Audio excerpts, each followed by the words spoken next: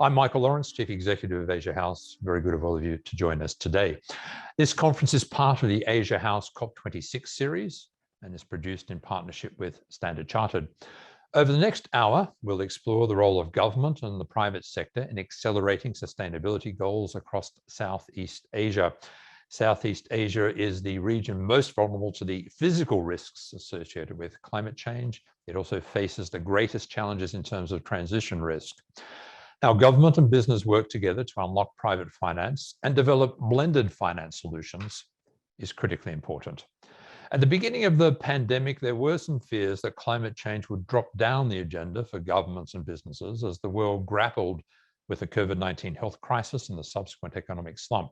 But that hasn't been the case. Indeed, there's been a material shift in attitudes towards climate change within governments, companies, investors, and the general public.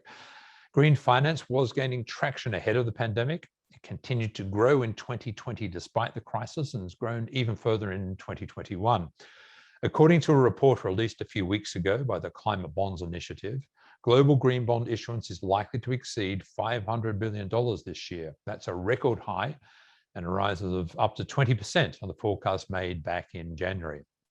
And issuance could reach $1 trillion by 2023.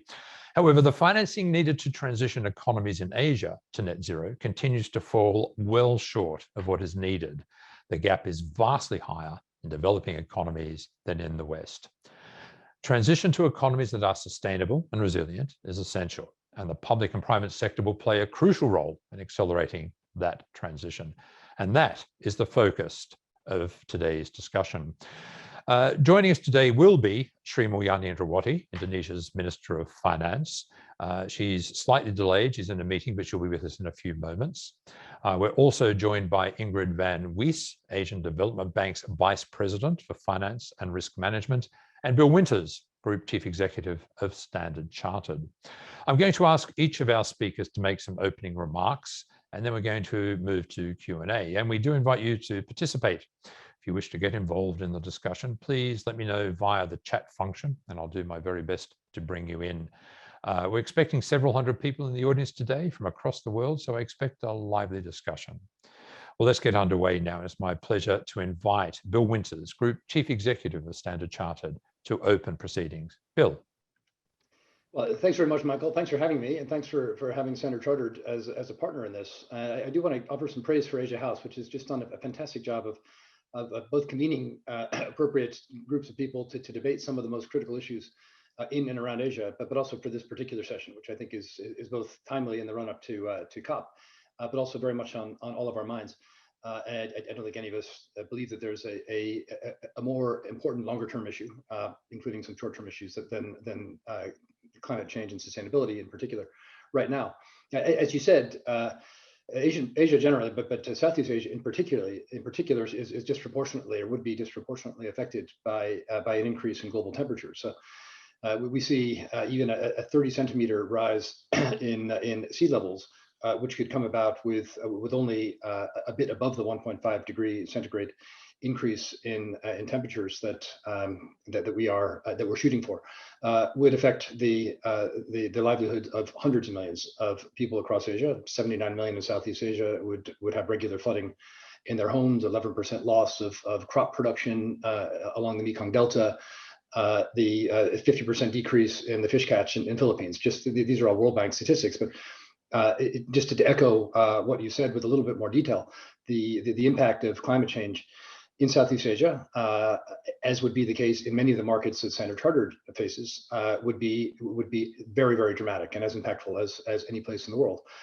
Standard Chartered, as you may know, operates in every Southeast Asian country, all the ASEAN countries, as well as every North Asian country, most South Asian countries, and across the Middle East and Africa. So broadly, if you think of a bank that would be most affected by climate change, it may be us, at least in terms of the breadth of our activity. That I would take as bad news, but for the fact that I think there's something that we can do about this. And I think we're all working very hard on marshaling the resources that are necessary to get the financing in place, so that the companies and the governments, certainly in the markets that we serve, it's a global challenge, will be in a position to both improve resilience to what looks like an inevitable increase in temperatures from where we are today, and we're already seeing the impacts of that, obviously. So the resilience investment is and adaptation investment is critical, but even more critical in the longer run is the transition financing investment. So the necessary investments to actually reduce the amount of greenhouse gas going into the environment. And you've seen through Asia House and many others, the magnitude of the financing gap that exists. And I know Ingrid will be speaking to this because she's dealing with the challenges very directly.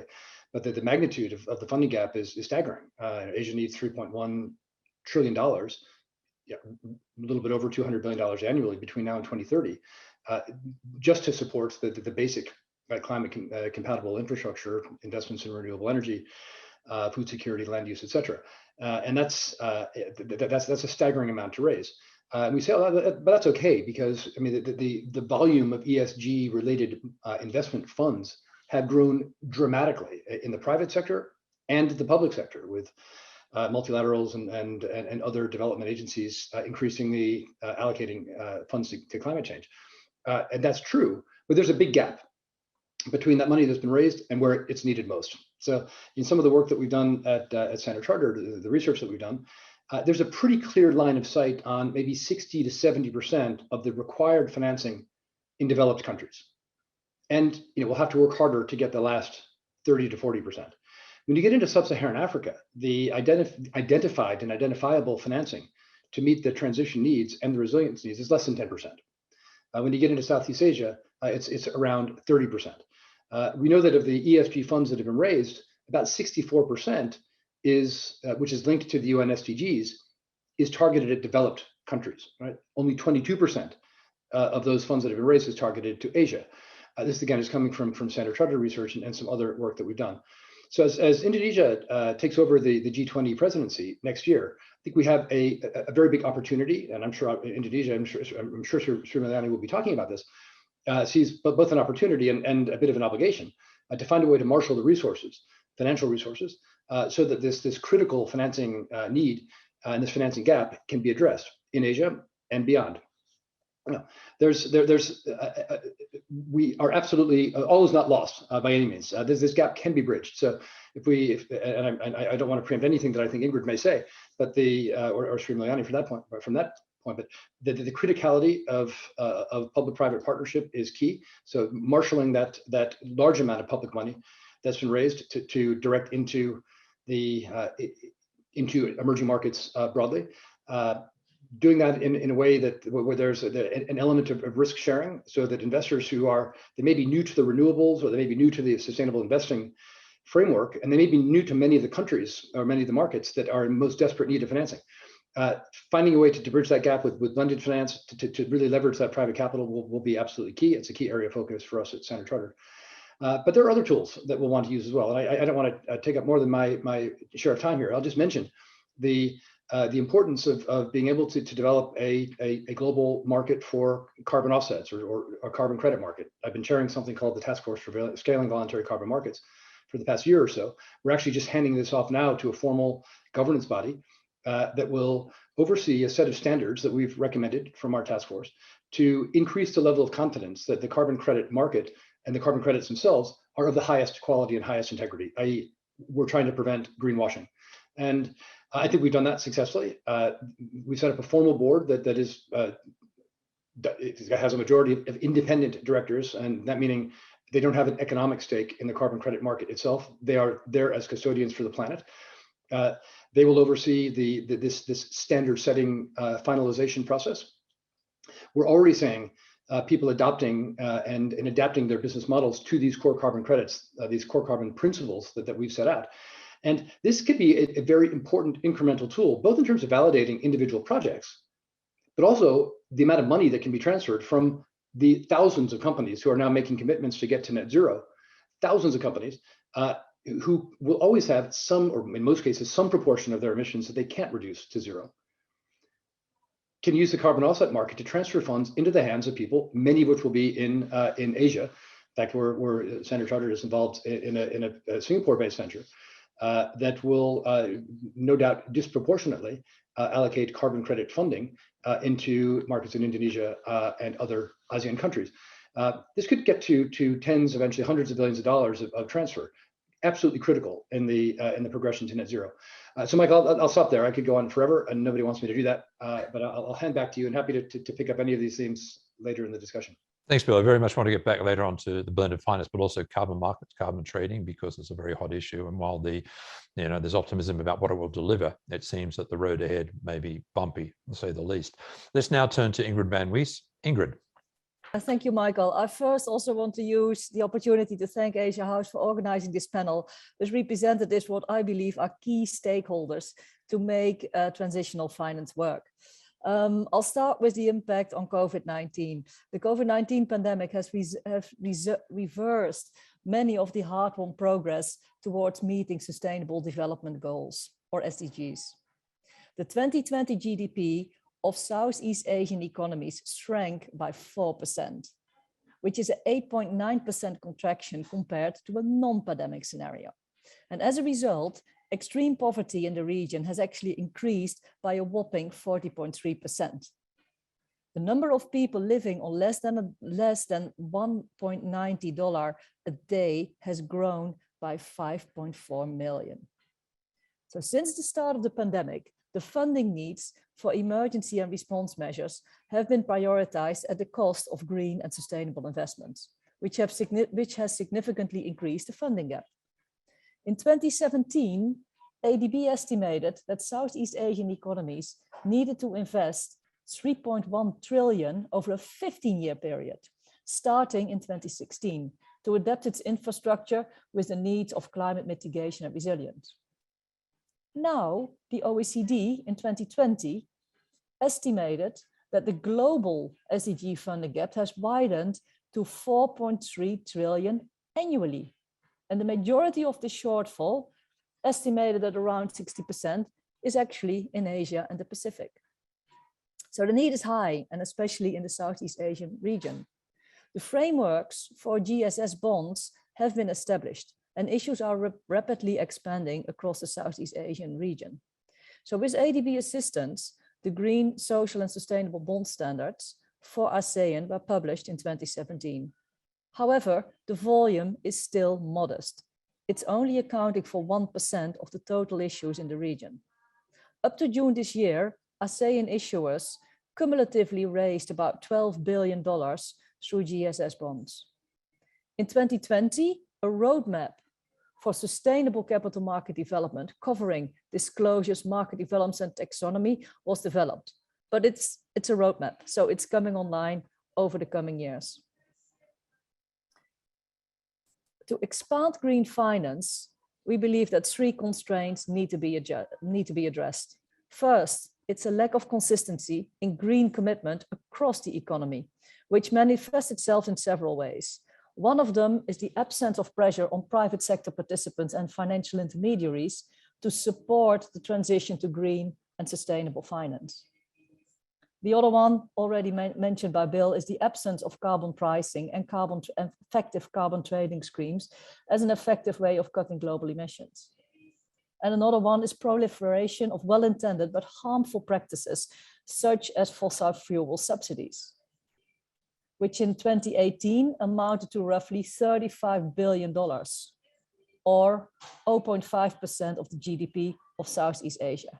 It's a staggering amount. And if we were able to use these funds for the transition, it's a big gain. Second, it's a dearth of financially viable green projects, which is resulting from a lack of a conducive ecosystem for green enterprise. Incentives can be created by replacing limiting regulations and policies with conducive ones, by phasing out harmful policies and regulations. And the second part that needs to be addressed is the high risk of the required investments stemming from technological innovation, regulatory risk, and credit risk. Progress can be achieved by long-term commitment to GSS funding, transparency, and blended finance. The third point is the immaturity of what I call green decisioning. What I mean by this is the exclusion of nature as a stakeholder at the table. When we evaluate policies and investments, This can be addressed through the development of a regional or national natural capital accounting system. And then last, I finalize to give a little overview of what ADB is doing. So as a development bank, we've focused on capacity building for both the sovereign and financial intermediaries to develop coherent strategies to implement the green transition. Examples of this are assistance for the sovereigns and for also private sector large corporates with the development of their own GSS bond framework. But also more innovative things, such as the creation of a natural capital lab for the support of natural capital accounting. We're also assisting with closing the finance gap by trying by fostering what I call doing more with less, by enabling governments to leverage public resources through blended finance vehicles. Then we foster regional cooperation to create investments of scale and to avoid arbitrage from one country to another. We're doing this through the upcoming launch of a regional blue finance hub in Indonesia to foster innovation across the region. Another example is a dedicated green recovery platform for ASEAN to catalyze green investments. And finally, mobilization of institutional investors' funds by scaling up our own theme bond program. So FOBs today, the amount of outstanding theme and green bonds is approximately 13 billion. I'd leave it here. Back to you, Michael. Ingrid, thank you very much indeed. We're still waiting on Sri Mulyani. She'll be joining us in just a moment or two. But Bill, can I follow up on a couple of things that that you raised? And this blended finance, which has become now part of the conversation, part of the narrative. Is that the solution? Because there was much talk a few years ago about leveraging private capital into green investment. But now is blended finance the way to go? I think it's an important part of the solution for sure. Especially in the poorest countries. I think you know, unfortunately or fortunately, depending on how you look at it, the poorest countries are not the biggest emitters. The poorest countries are in many cases relatively low industrial content, but there are some very large, lower middle income countries where blended finance could also be critically important, and in fact it has been. And I think we're seeing the shift from a very low proportion of sustainable finance, blended finance transactions. So Standard Chartered is the largest issuer of MIGA guarantees out of the World Bank. And if you go back 3 years, almost none of those guaranteed projects. And this is where MIGA World Bank is taking a share of the underlying risk in the transaction. Usually not a large share, but a critically important share for facilitating the broader private sector participation. Actually, not just private sector, but also export credit agencies and other development banks that take comfort from the fact that the World Bank is there and the work that they've done. So that's, but my point is, going back 3 or 4 years, very little of that. I don't know the exact percent, less than 5% was climate change related projects. It's now up to something closer to 30%. I think when we weigh I mean, we could have a whole healthy debate around the SDGs and what proportion of global funding should be going to each of these very worthy causes. They're all critically important, but climate change seems to be a pretty critical one, in particular in these markets that we're talking about. So yeah, I think it's an important tool, should become more important, but it's not the only answer.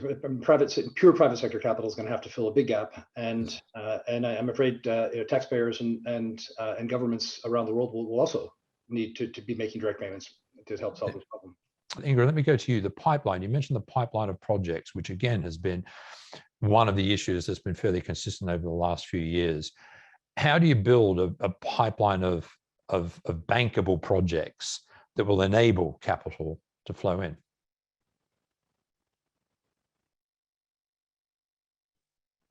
You're on mute, Ingrid. Thank you for that question, Michael. It's indeed one of the things. We do believe that the finance will be there, and that's also indicated by Bill that might be possible. The main constraint is the projects.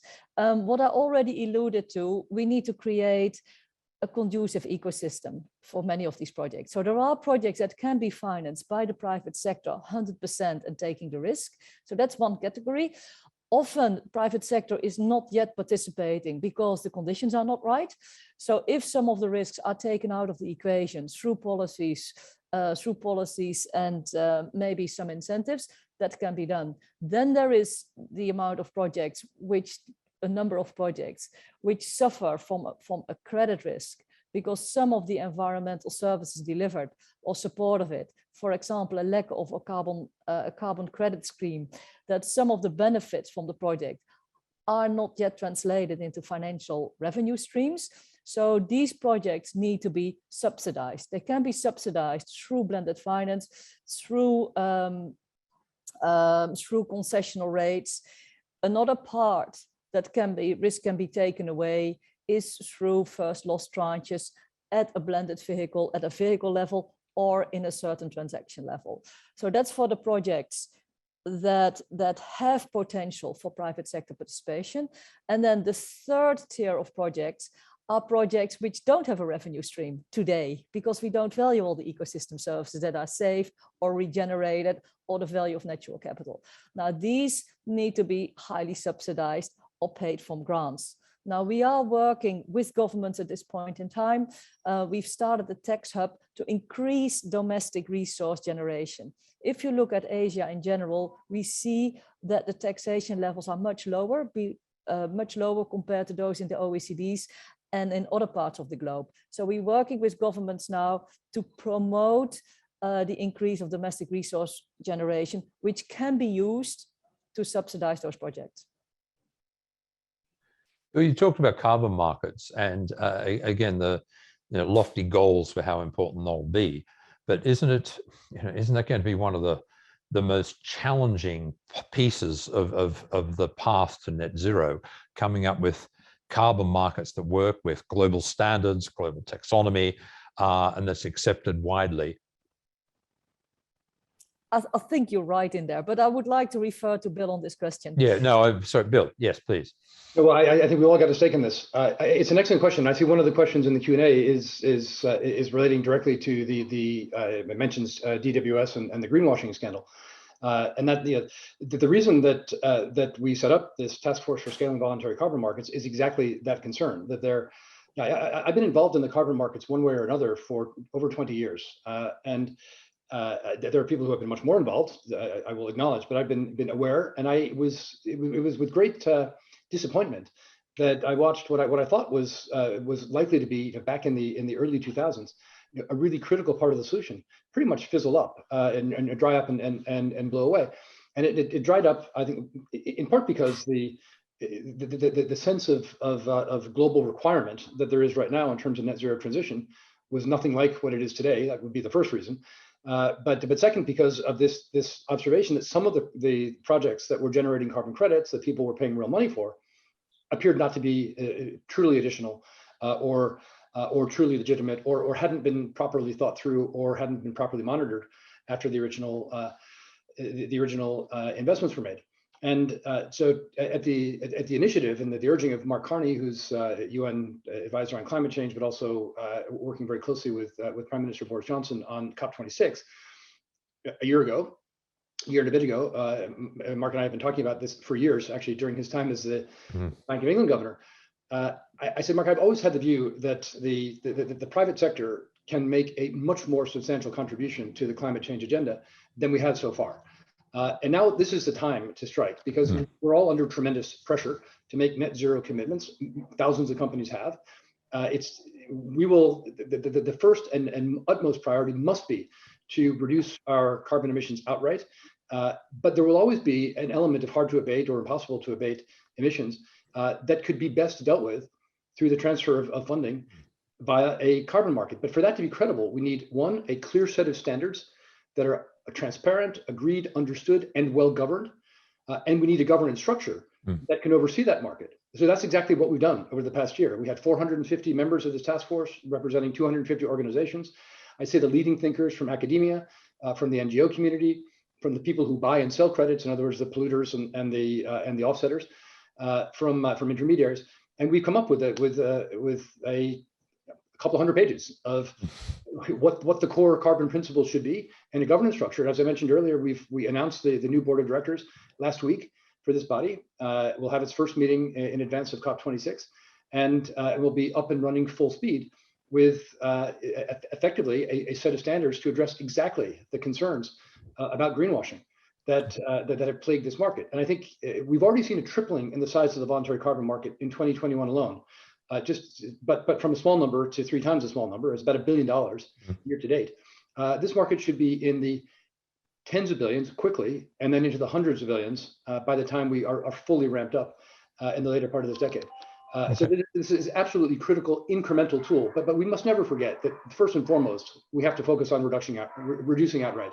The carbon credit market itself will not solve this problem. It's just one tool. Okay, Sri Mulyani, great to see you. Thank you very much for joining us.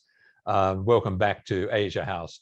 We've heard from Bill and we've heard from Ingrid, and we've talked about clearly the physical risks involved of climate change with Southeast Asia, the funding gap, which is huge. We've also touched on blended finance. Very keen to get your view on how you see green finance playing a role on governments and businesses working together to accelerate the race to net zero. Well, first, thank you, Michael. Apologize that I'm really in the middle of our parliamentary session, so apologize to be a little bit late. This transition toward a lower carbon emission for Indonesia will be actually anchored by our national determined contribution commitment on the Paris Agreement. This is 29% reduction of the CO2 as well if we are using our own resources, as well as 41% reduction if there is a support. And for the Indonesia, that means 2 very important sectors. That is the forestry, which in terms of the reduction of the emission, they will contribute more than 50% of the reduction. Or the second one, which is also equally important, is the energy sector. But if you talk about finance, the need to reduce the CO2 emission, it will be much, much more expensive on energy sector comparing to the forestry. So this is if you are going to reduce the same equal of the CO2, and if you are addressing the issue on energy sector, that means the cost will be very, very high. In this case, it's around 3,300 trillion. Maybe if you can put it, it's around 22 billion for Indonesia. Now, Indonesia in this case have to really think very carefully, because on the one hand, Indonesia is also blessed with many natural resources, which is also a fossil fuel. Oil, gas, as well as coal, and also within our energy mix, they are also the dominant part of our fuel energy mix. In this case, electricity fuel mix is still also dominated by coal. So when we are talking about how the Indonesia is going to transform our energy, in which the demand will continue growing, because this is the country in the middle income status. If we are aspiring to become a high income country, the consumption of the energy will definitely increase. So it is not the question regarding how you are going to curb the number of the energy generator in Indonesia, but how we are going to increase the capacity of our energy, but at the same time also reduction the CO2 emission. So the discussion now currently that we are having, you're asking about how.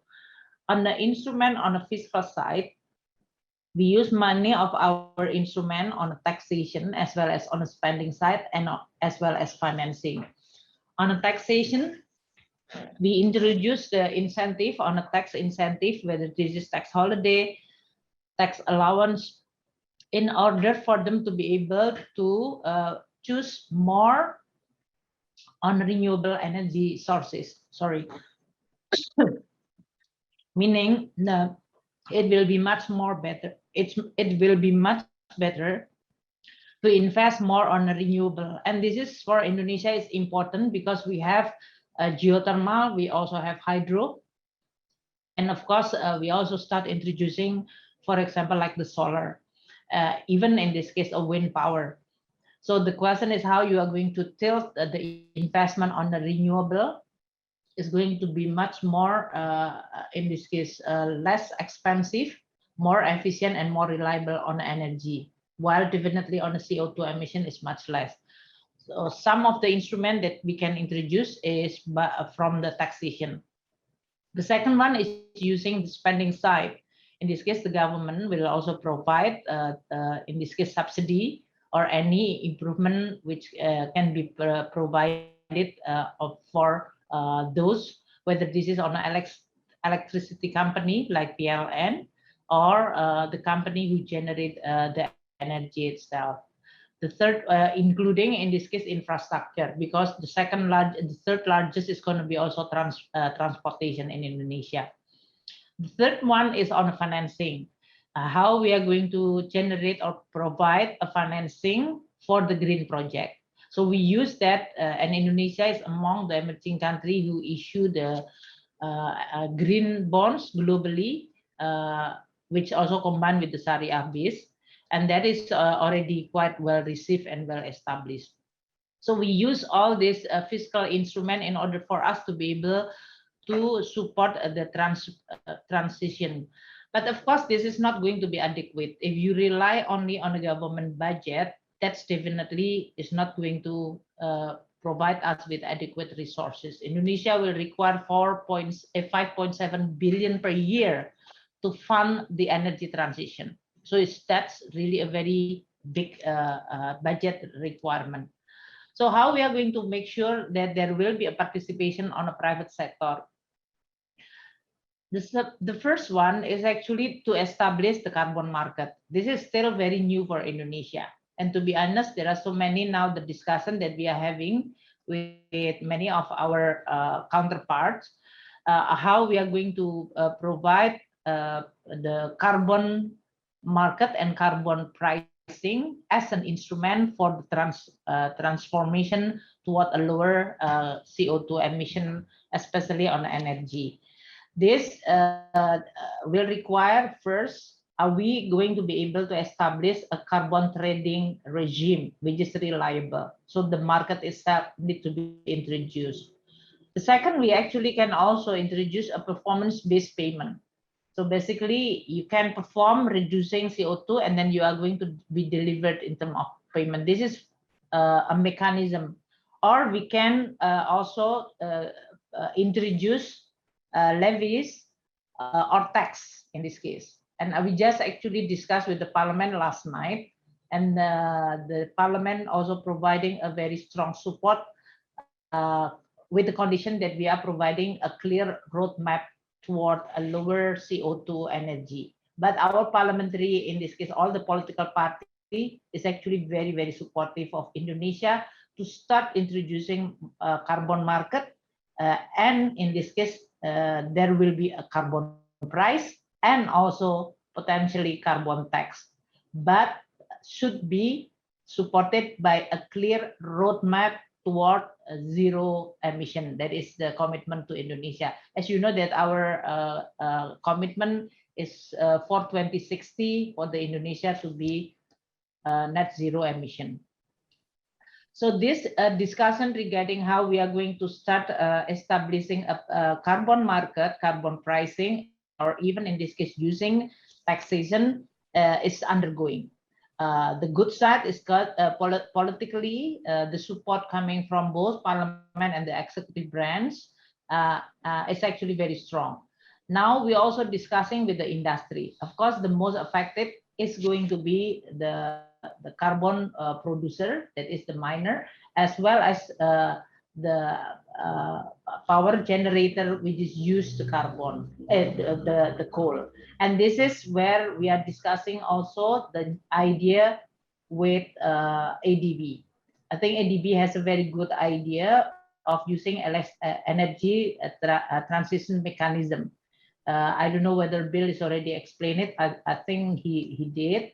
So basically, we are now discussing with the industry by saying that if we are going to transform, the world will have this more strong commitment toward the climate change. And Indonesia definitely have a very important participation, which is for all of us matters a lot, as well as globally. So how we are going to make sure that the global interest toward a lower carbon or zero net carbon emission will also collaborate with our own determination to also transform the energy. And this is exactly what we are trying to do. The ADB, World Bank, they are trying to also discussing with us. Basically, the idea is how we are going to compensate or to design a fund which first to compensate those who can transform from the dirty energy into a clean energy. And there are two, of course, in this case, energy transformation mechanism and the new investment need for us to build a cleaner energy. So first compensation for the dirty, and second one, building the new one. Because as I said earlier, the demand for energy in Indonesia will continue growing. So this is the question regarding the status quo or the existing capacity. If the existing capacity is has already purchasing power agreement with our electricity company, that is the state-owned enterprise, PLN in this case, and they already have the power purchase agreement, for example, for 20 years. So if we said that if this contract can be buyback, shortened into, let's say, half of this to 10 years, so how we are going to compensate the loss of these 10 years? So that will require funding.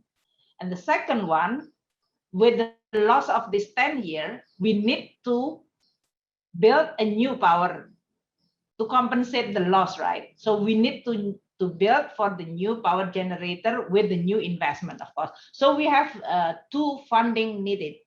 First, to compensate for those existing one to retire earlier, and the second one to build the new one. Our first discussion with the Indonesia Chambers of Commerce, as well as all the producer, especially related to coal, is actually very, very positive.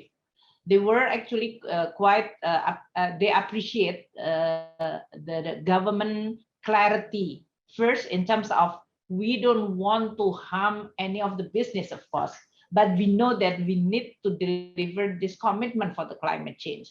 So how we are going to be able to design the policy together that will allowing them to transform. And this is exactly what we are now discussing with many of the counterparts, including ADB, which is now discussing with us on this energy transition mechanism, as well as with other partners. So the combination of, as I mentioned earlier, government-owned resources like the fiscal in the form of incentive, taxation, or subsidy, or financing, combined with the carbon market and pricing and taxation. And now there is also energy transition mechanism that can be mobilized with multilateral institutions like ADB or international.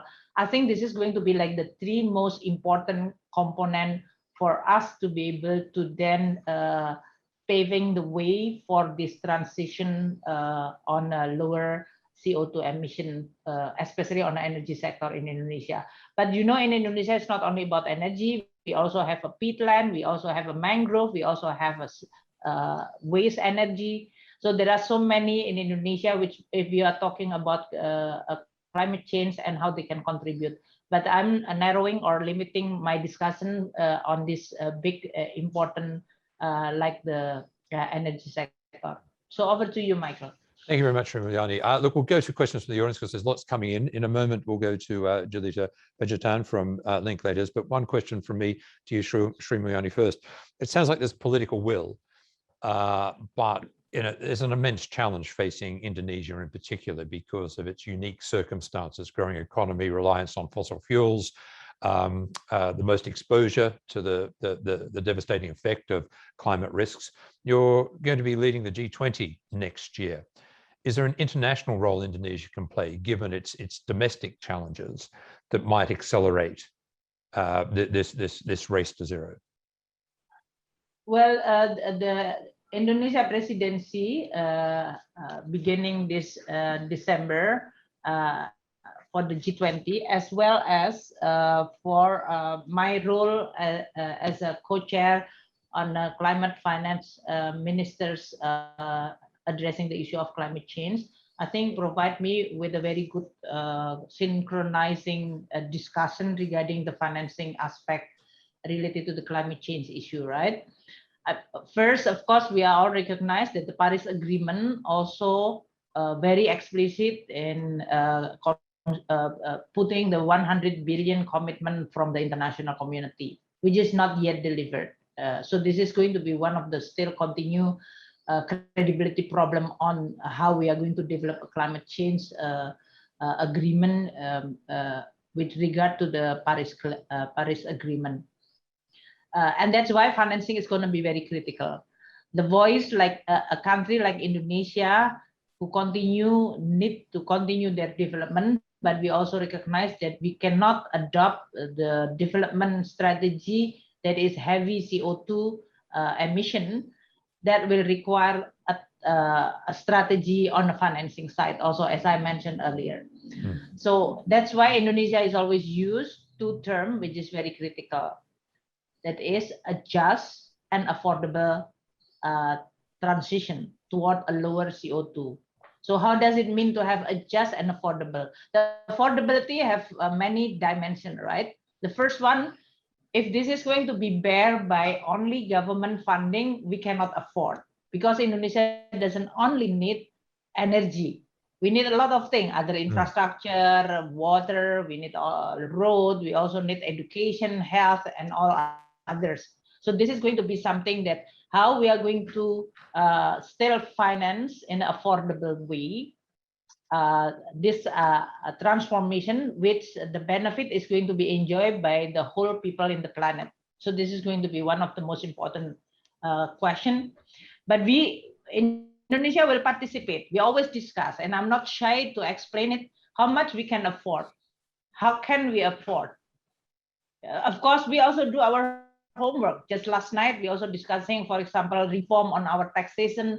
Domestic resource mobilization is going to be very important. So we will do our homework.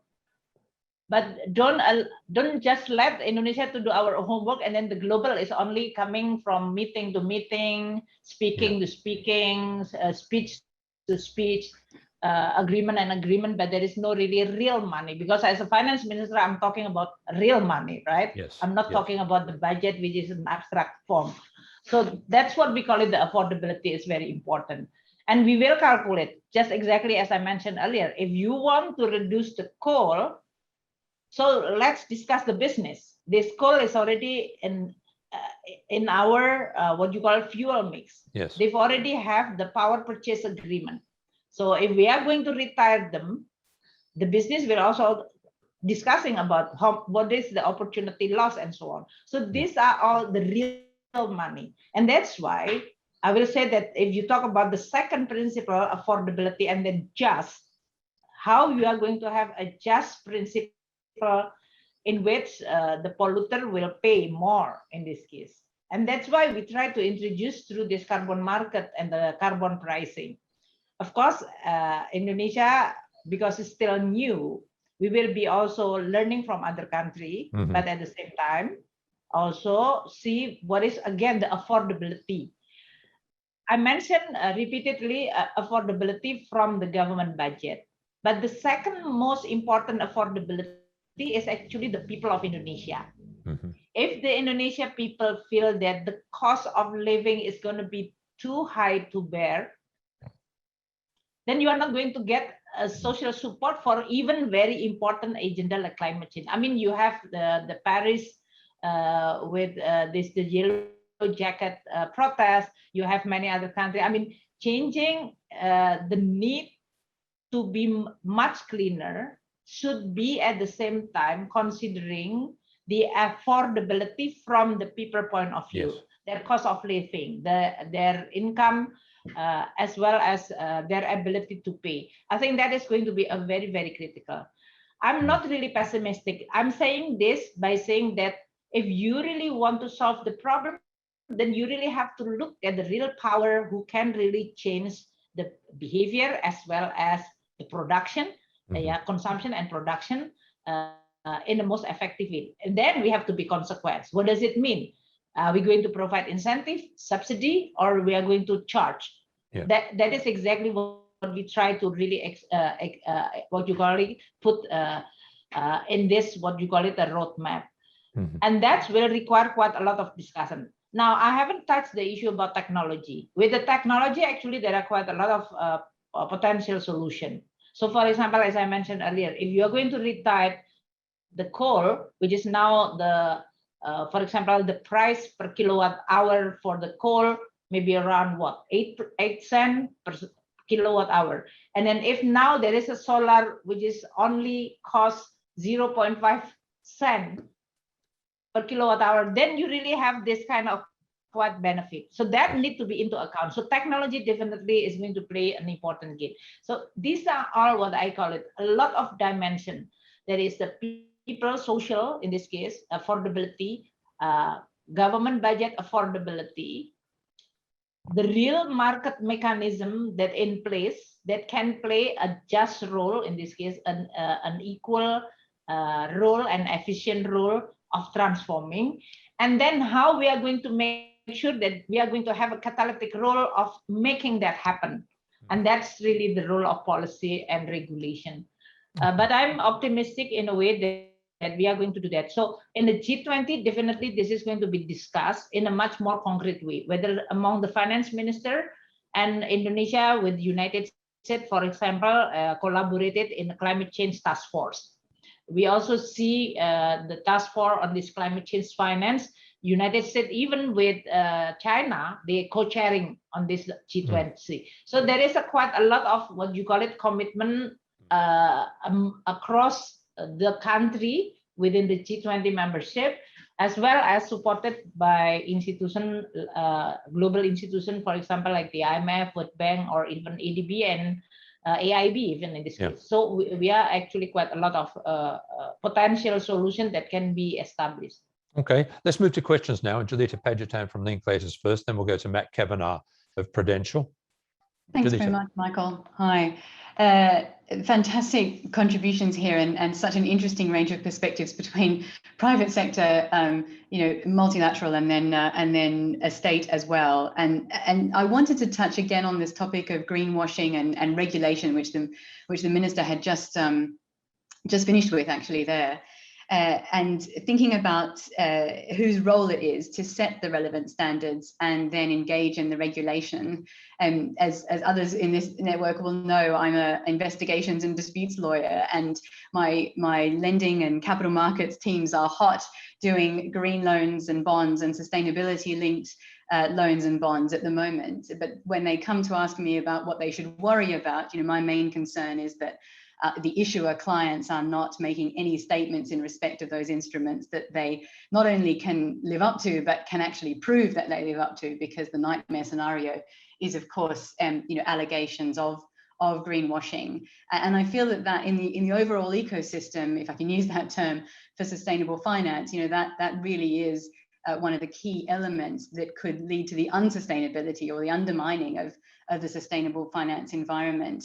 And there were a number of comments around this already, which have been so interesting, because the question is, should the industry bodies who have their own interests in this be the ones to set the standards, or should it be the multilateral banks and that's been adopted across the market? Should states have a role, or is there then an issue around regulatory arbitrage? And whose responsibility is it to police these standards? Is it for investors to try to uncover these matters? You think of kind of muddy waters and short sellers, or is there a role for governments to set up bodies that are able to conduct the kind of enforcement or investigation work that is done in other sort of capital markets contexts? So, relatively open question, but interested in what each of our different speakers may think is the relevant role for their sector to be playing. Thanks, Bill. Let's start with you. Is it private sector? Is it government? Is it multilateral? It's a huge question and a huge challenge, and I think it's very well put. Let's take one narrow slice of the market, which is the market for voluntary carbon credits, the voluntary carbon market. The standard setting body is a private sector body. The majority of the adjudicating, the board of directors, which is adjudicating the core carbon principles that we set out, are independent. So that they have no economic interest in the underlying market. That's about as good as you can get. But there are market participants that are part of the board, and there are other NGOs in particular who do originate credits themselves, not for profit, but they're deemed non-independent. But I think when we could look at some of these organizations and say for sure they have the interest of the planet in mind. That's why they exist. So that's a purely private sector initiative. It's an unregulated market, although many of the participants in the market are regulated, and certainly we have a very active dialogue with our regulators around the way that we engage with the carbon credit markets, the same way that we would with a future or an option or anything else. But that's the objective of this voluntary carbon market, the standards body that we set up, is to establish high integrity and high credibility. There can be similar things that are done for the broader capital market. So the actual underlying financing, hard to do because every project is different. But if you talk to the big asset managers of the world, they have rapidly growing stewardship groups who are adjudicating exactly these questions, one investor at a time. But I think that through things like the Net Zero Banking Alliance or the umbrella body for financial services, GFANZ, Glasgow Financial Net Zero Alliance, something like that, of which Standard Chartered was a founding member and will remain a member, the contributing member. These are the industry bodies that are being set up to address exactly the kinds of concerns that you've just mentioned. Is there a role for government? Sure, but we can't wait, frankly. We've got to get going now, and we've got to get going now to build up the confidence in these markets, because money needs to start moving in a much faster way than it has already.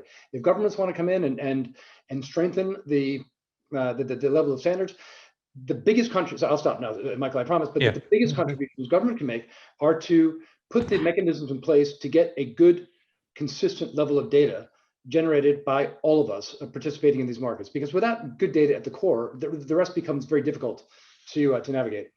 Yeah, Sri Mulyani, is there a role for government here, or should private sector take the lead in setting these regulation standards? Well, I think this problem is a global problem. So every element, in this case, within the ecosystem, they have the role. I personally see that without the right regulation and policy, then you are going to just man only partially.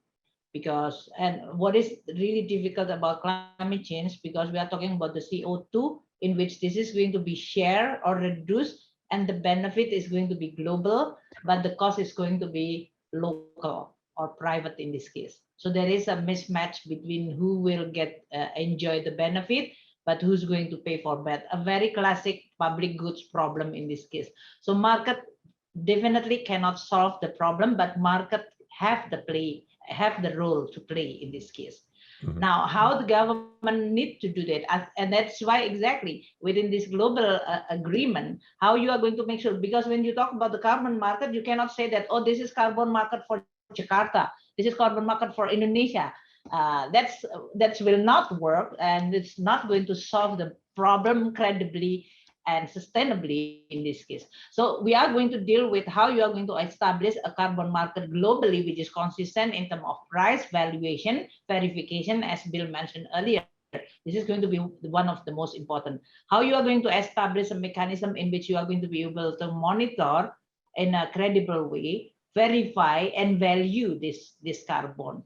This is going to be one of the most difficult and critical because each country have a different legislation. So if the country who's heavily producing CO2, but they don't want to introduce market mechanism, what does it mean?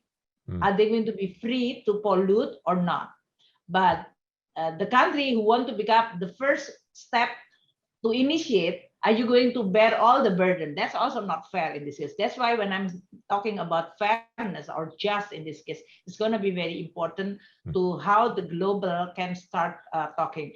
But it doesn't mean because we are talking about a real global complex issue, then you cannot initiate. And just like I mentioned earlier, Indonesia start with all the building blocks to prepare us.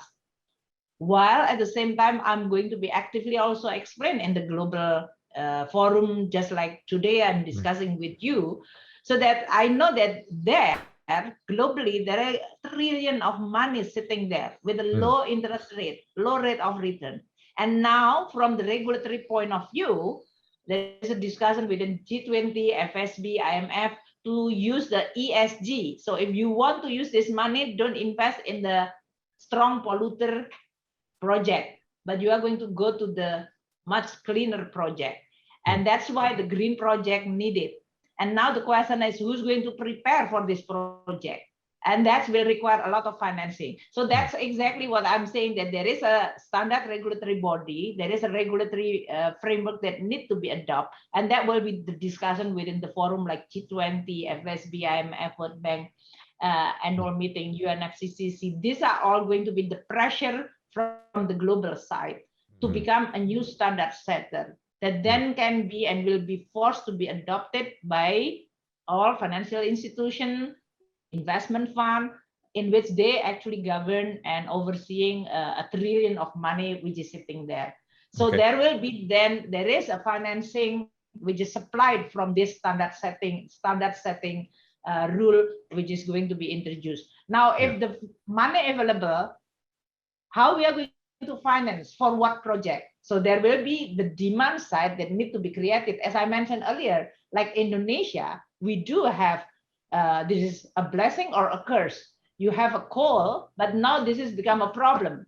But that's definitely our natural resources, which is required for our to grow further. But we know that this is going to be the issue from the climate change point of view. So what kind of trade-off that need to be recognized, and then you are going to be able to prepare for cleaner energy, retiring more dirtier energy, and all the player will then play and starting to calculate the rate of return. What is the opportunity loss and opportunity benefit for them to be able to discuss in this case.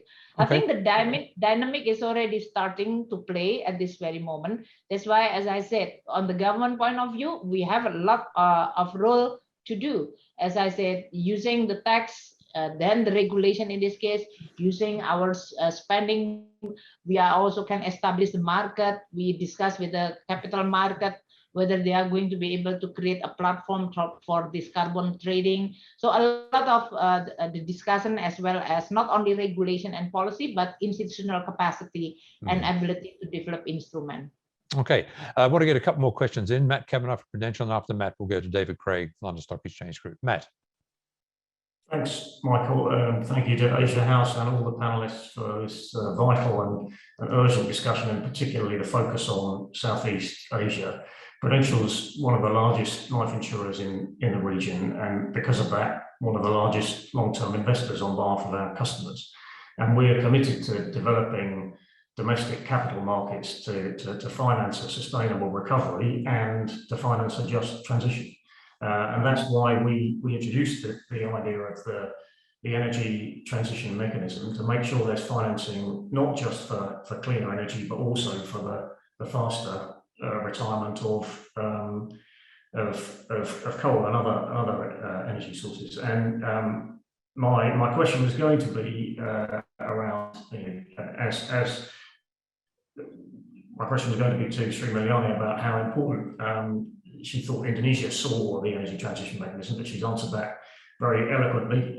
We're very pleased that the ADB and the government of Indonesia and other governments in the region are looking at this. So I guess the question is what you guys are working on it. What more is there now that the private sector can do? The good news is, as Bill has said, there's no shortage of money wanting to invest in this challenge. So is there anything more we can do at this stage to help speed this initiative along? Okay. Actually, a lot of role can be played by the private sector in this case. As I said, first, we recognize that it requires a huge investment, and there is a not yet a smooth matching between the source of financing there with the rate of return that you are expecting with what is the opportunity for the Indonesia in this case. So what private sector can do is actually try to really bridge this gap. The government of Indonesia are willing to really listen and understand what is exactly, first to understand what is your appetite to invest, And the second one, what kind of regulatory framework which is required for you to be able. We've already, for example, established our sovereign wealth fund, which one of the function is try to bridge this gap. We also, as I mentioned earlier, is going to introduce the carbon market in Indonesia. We will use many of our special mission vehicle under the Ministry of Finance, for example, to create, for example, blended finance, in which private sector together with multilateral money like ADB or others, and with philanthropists, even in this case, to address the issue which is related to whether climate change or even SDG. I'm also actually used this kind of platform like the G20 and other in order for us to be able to address this issue in a very meaningful and credible way. Because we can continue having a meeting, but then there is a progress. And that's why we really have to start with maybe something which is concrete. So what we are discussing with the ADB is a concrete one. I think that's good. We are discussing with the player industry, in this case is good. The next thing is going to be the needs to mobilize financing. There, I think private sector is going to be very critical. There will be maybe the question like Bill mentioned earlier about the verification, valuation, and all those things. That is going to be another role to play, whether this is capacity or this is something which is not yet familiar to actually recognize the CO2 as a commodity that need to be valued properly. So these are all a lot of things that still need to be done, but I feel like the momentum is there, and especially not only just the recognition about the need of the climate change, but also the familiarity about how we are going to introduce or use many different policy instruments in order for us to address this issue. I think the most important, sometimes also an example. So we, for example, Indonesia will build one of the very big hydropower in Kalimantan, which is going to electrify for the whole Kalimantan. That is going to be one of the most important. If we are going to now invest more on a nickel and a battery for the electric vehicle, that's also another require a lot of investment which is needed for us. Then we've already talking about the downstream.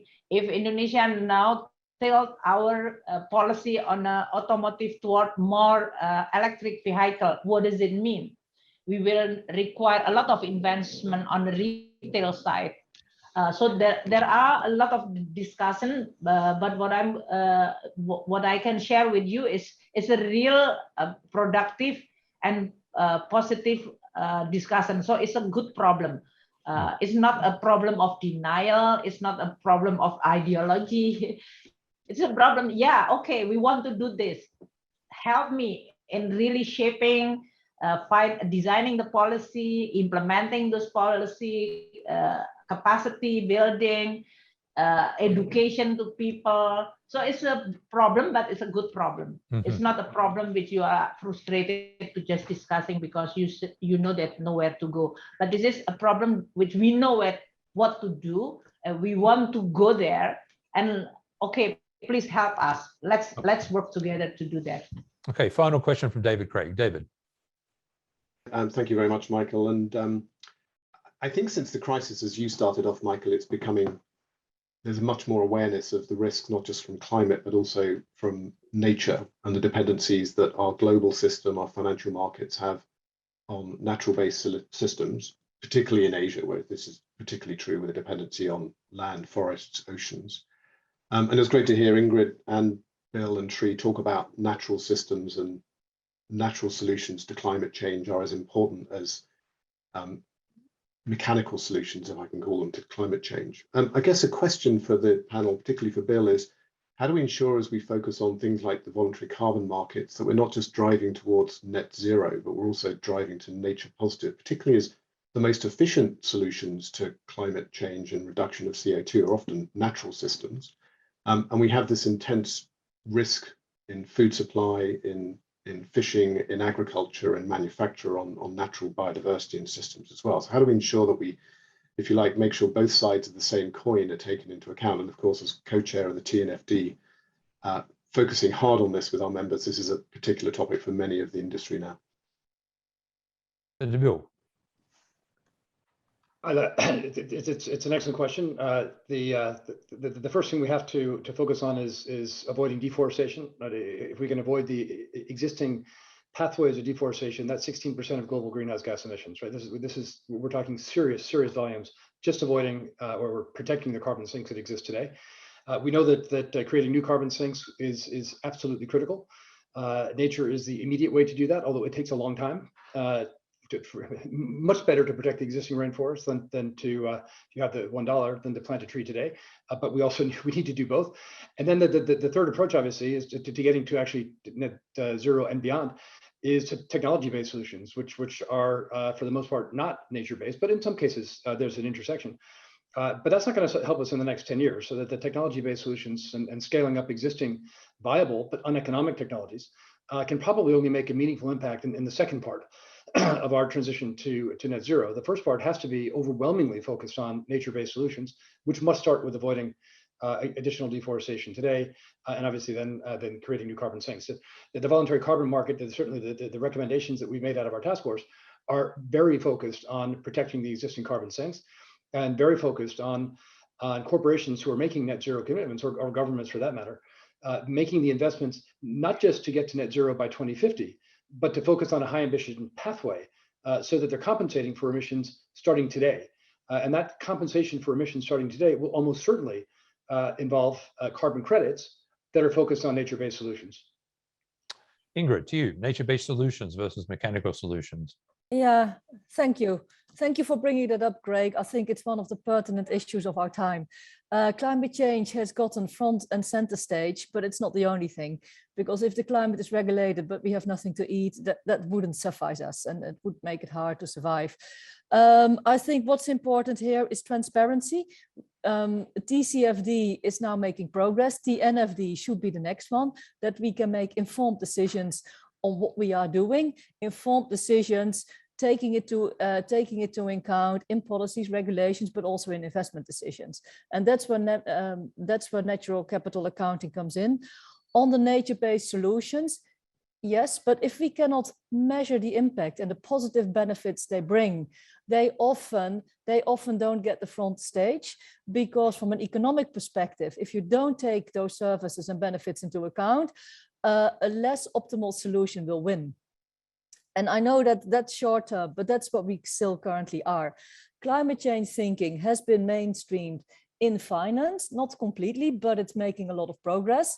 Now the nature-based elements need to progress in the same way and be behind there. So if we can accelerate that by including it, then automatically nature-based solutions will get to a more, will basically progress in the line of solutions, of preferred solutions, because the economics of such solutions, we cannot ignore. And these economics are not visible if we don't start measuring and monitoring the parameters that are important from a natural point of view. Final word to you, Sri Mulyani. Nature-based solutions, they need to be mainstreamed, as finance seems to be becoming, as Ingrid said. Yeah, I think based on many of what we recognize, the natural-based solution can be accelerated and become mainstream if you put the credible, like a market type mechanism. Meaning, I agree with Ingrid that can you measure it? And I think with the technology and the mechanism to see what is the benefit of this nature. Indonesia is among, I mean, if I try to discuss with many of counterpart, and especially if you look at the Indonesia, the one biggest contributor to the CO2 emission reduction is our forest. Bill mentioned about our tropical forest and so on. So you can really like show if you preserve the forest, this is going to be the benefit. Again, like Ingrid say, if you just say that this is going to be like benefiting for the whole world, then it's going to be something that easily nice to hear, but people is not going to be moved based on that. There is a powerful, for example, saying that the biodiversity that is going to be destroyed will affect and threatening the people life. In this case, you have so many excess or consequences of this natural disruption, but it will be very powerful usually when you quantify. You value that and put it in the perspective of the economy, one economy, meaning that if you destroy your forest, it is not only that your economy will lose this much, but also globally we are going to suffer this much. Quantifying is going to be very powerful, and that's why the verification and then again imputed the value in a credible and consistent way is going to be very critical for us. Mechanical problem, well, as I said, I think even when you're trying to do on a mechanical problem, when we are dealing with the market value or global public goods or global public bad, that will require a lot of very complicated mechanical problem in this case. But the good side, many institutions actually already experienced. And as long as the country coordinate or cooperate in this case, that we see this as a common threat to humanity. This is not, there is no boundary in it. So I think there is always a hope for us to solve this mechanical problem or mechanical challenge in this case. So they both, I think, complementing each other, but they both have the strength and the benefit. I will add one last thing.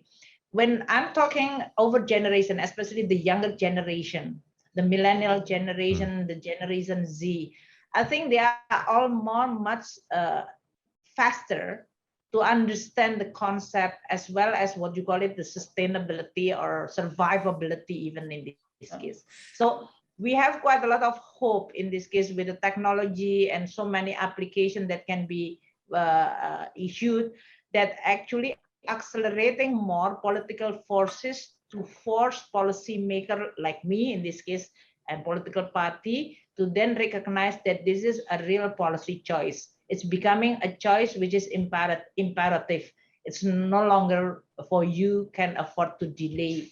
And then the second one, the powerful of this, as I mentioned, valuation. If you can present this in the value, then it will move even faster people to motivate and to do the right thing.